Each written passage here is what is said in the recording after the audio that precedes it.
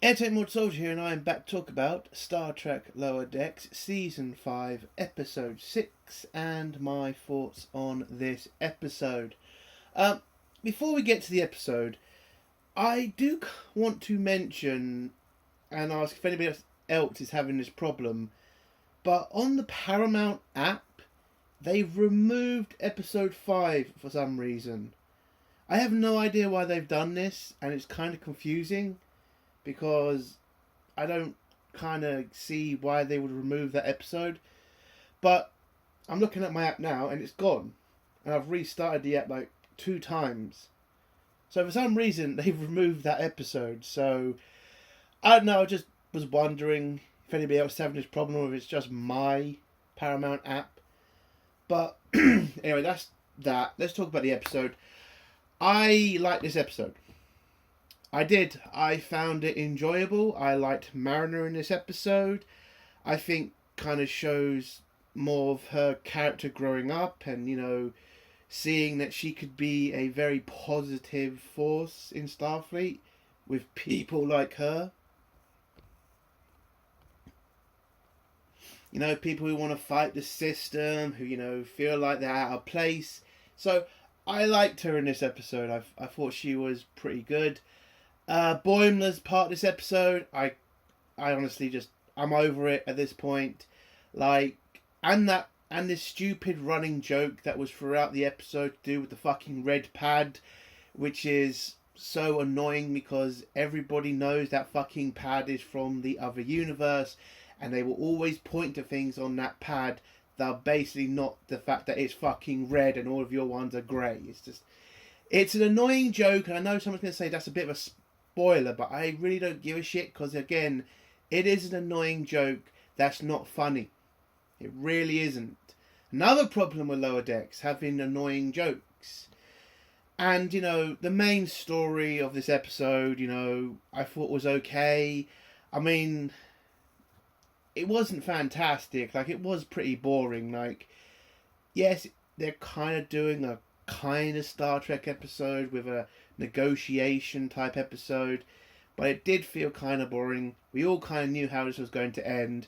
I mean, I wasn't exactly right about the ending. I kind of figured out what was going to happen, but I thought I would have liked something a bit better about it. I don't know.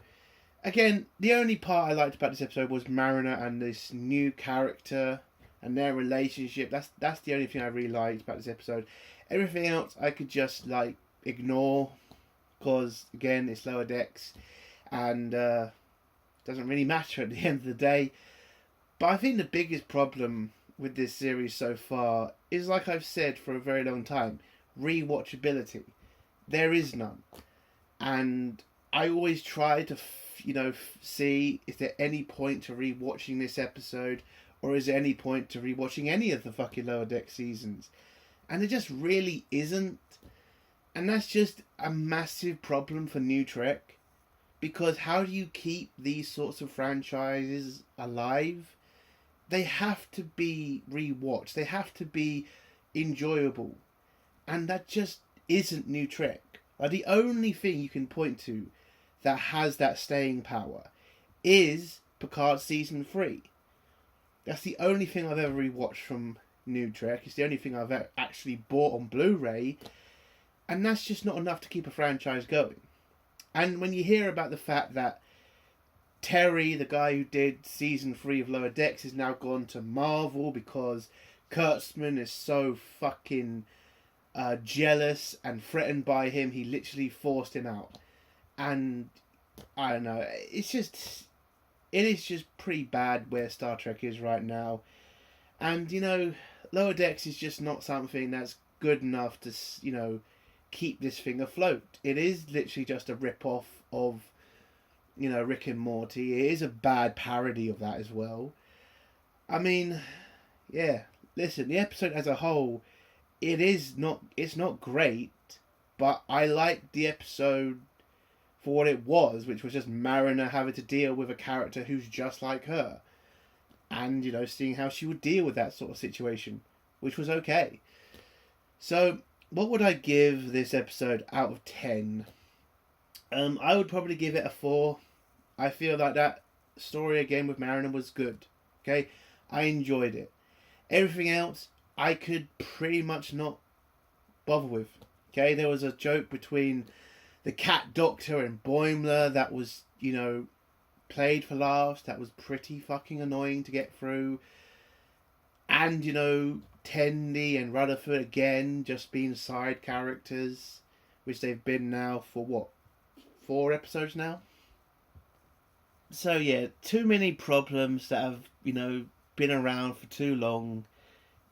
It is just, this show could have done something original, it could have done something new, but it just feels like it's a boring copy of Rick and Morty that we didn't really need, which is kind of, depressing. All of this money wasted on a show that you could have done something with, and they just didn't. So yeah, it's a 4 out of 10. And yeah, let's get to spoilers now. If you don't want to hear spoilers, leave in 3, 2, 1. So the episode starts off with a new crew member called Ollie, and she is in. She was told to move some equipment, and then she decides to challenge herself by putting all the same equipment onto one lift, which is stupid because it's obviously better if you spread it out so it doesn't fucking do what happens, which is basically, she apparently strengthened the sled, and she overpowered it, and then it just fails, and then everything gets thrown everywhere. So again, a job that she could have done simply, she decided to make harder on herself and piss off the commander. Yeah, it's not going well for her. And then the commander pretty much goes to the captain and says, yeah, I need some help with this officer because she is becoming a massive problem. She doesn't do as she's told. She's always fighting me. Basically everything Mariner used to be. So obviously Mariner was going to be like, oh, I need to meet this officer because she sounds like me, basically. And so she challenges herself to try to help this new officer, Ollie, and get her through Starfleet, because this is her second posting, because she got kicked off of another starship, which is apparently crewed by ex-Maquis, which is kind of interesting. And I would have kind of liked to have gone to a story about that. The Maquis, that you're telling me are an entire ship just full of Maquis or ex-Maquis soldiers. That would be a hell of an interesting show, or at least episode. But yet we're dealing with this. Oh, and we got to talk about what the Cerritos is doing, and it's basically on a mission to kind of negotiate peace talks between two sphere species, cubes and spheres. They're at war with each other. They're trying to now make peace with each other, and Starfleet's trying to do their job of, helping them negotiate with each other. These people hate each other. And then you have the whole Lower Decks, comedy shit where they're just insulting each other by calling them cubes or spheres or shit. Again, not funny, really childish, could really do without it. But yeah, negotiations aren't exactly going well. And then apparently one of the cube's most important representatives goes missing, and the Federation and now the Cerritos crew have to figure out what the hell happened. So Mariner decides that she will lead the investigation with the new officer. Oh, I should also mention this officer, Ollie, is a demigod because her grandfather is Zeus. And if you remember from the original series, where Kirk fought that Zeus guy, it was a very complicated story. I don't really remember a lot of it, but yeah. Kirk had a fight with Zeus and he won, and a lot of shit happened. Apparently this is the granddaughter of Zeus, and everybody's kind of, I think, scared of her because they think she has powers. But there's apparently a bit in this where she says she doesn't really have powers. Well, she does, but they're not as powerful as her grandfather, or whatever. Anyway, so Mariner says she'll lead the mission with Ollie, and then they just go around the ship looking for clues about the disappearance of this important cube envoy. Then it turns out one of the sphere's envoy has also gone missing, and it looks like somebody is taking out these people's envoys. Now, who could be trying to sabotage the peace talks between these two peoples? Now, it was kind of sounding like an interesting story at this point, but then you realise it is Lower Decks, and there are certain clues that was kind of showing you, yeah, this is going to be some crappy romantic thing, isn't it? Which it did turn out to be. We should talk about Boimler's part in this episode. So if you remember from the last couple of episodes, Boimler has been growing a ridiculous beard and talking with his, and looking at his, pad that he got from the Boimler from the other universe or other parallel universe. And he's just trying to live his life like that Boimler, because that Boimler was apparently put in charge of the Cerritos a couple of times. And as we all know, Boimler really, really wants to become captain one day. He's a very, very determined Federation officer. And in this episode, you kind of have Tilly being a voice of reason, where she's trying to get through to Boimler that you should just be yourself, because when you're yourself, you're actually a competent officer, if not a great officer. But Boimler is, again, as he does throughout Lower fucking Decks' history, always doing the wrong thing. So instead of being like himself, he's trying to be like this different Boimler, and doesn't really get it. That Boimler was only successful because he was like himself. And this Boimler is just going down the wrong road. So he thinks, because this pad also has a mission that is exactly the same as what they're doing now, he thinks he needs to do everything that Boimler did in that parallel universe so that he can become a successful Starfleet officer. Which doesn't go well, because it's basically he has to become friends with the cat doctor woman, and every time he attempts to try to get close to her, he just makes it fucking worse. He then decides to swear at her, because you remember she's a complete gobshite, and keeps swearing through every fucking sentence. Like me, but there you go. But yeah, so he feels like he has to swear at her to get her to be friendly with him, and that apparently pisses her off enough to go crazy on him. And yeah, but I don't know. Again, I honestly don't get the whole Catwoman shit. She's an annoying character in this show. I really dislike that character. I'm not saying she's like terrible, but she just feels just really misplaced in Starfleet. She really does. But yeah, so that's not going well. We go back to Mariner and Ollie, who are still investigating the disappearance. They then go to the gym where they see the cubes and the spheres working out, and again we have the jokes between the two races insulting each other. They then go into the changing room where Sphere is on low, so this Sphere is not shining, and apparently that means they're naked or something. I honestly don't get the joke. I get what they're trying to say is, it's a funny thing. If they're not glowing, they're naked. It's just not funny. It just really isn't.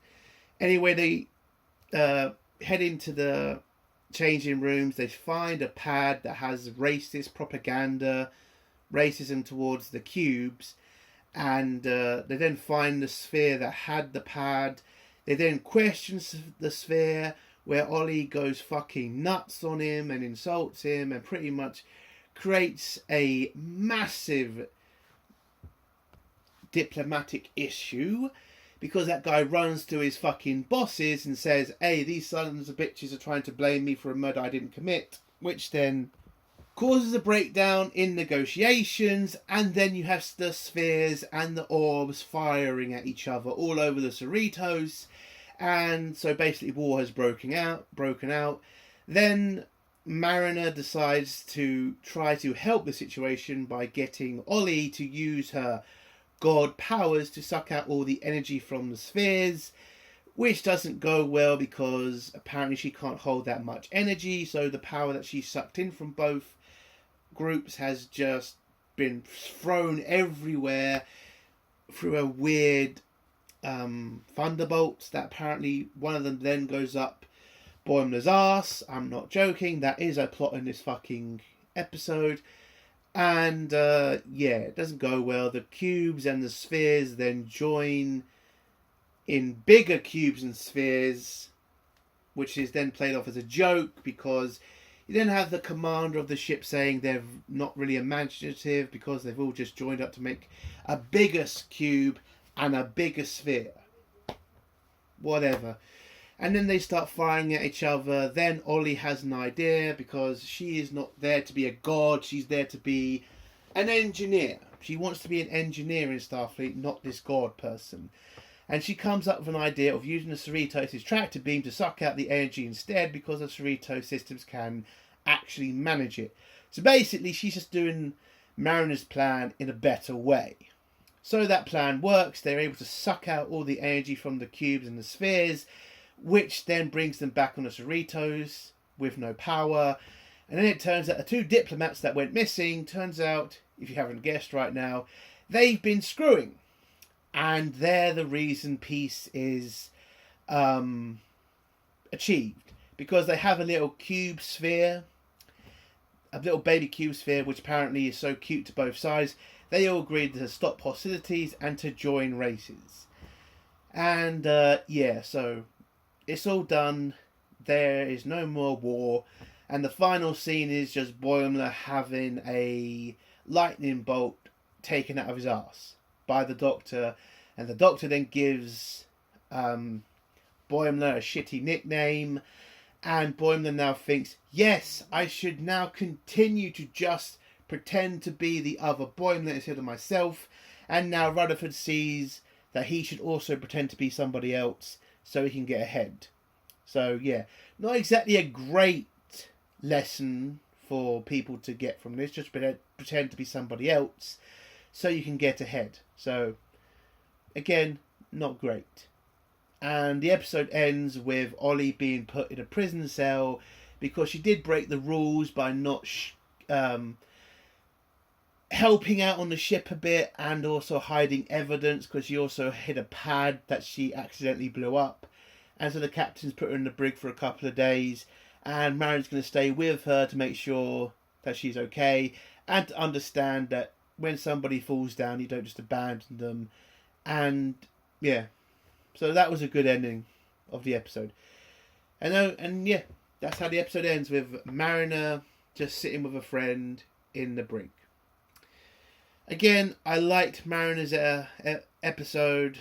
I liked the fact she had to deal with somebody like her and how she was trying to get this person to kind of, try to listen more, try to not doubt herself as much, and also to fight the system every goddamn second. Other than that, the other part of this episode, I just couldn't give a shit about. The Boimler stuff was stupid. The main storyline, again, too many jokes. Take it a bit more seriously, then it could have been good. But overall, it's an okay episode. It's an okay episode. And for Lower Decks and for New Trek as a whole, that's the best you're ever going to get from them. It's only a rare thing that we ever get a Star Trek episode or anything even close to a Picard Season 3 level of good storytelling. So, yeah, it's 4 out of 10. That's the end of my review. If you like this review, give it a like. If you dislike this review, give it a dislike. And if you like my content, do think of subscribing. And if you have a comment, leave below and I'll try to get back to it. And take more, soldier. Bye.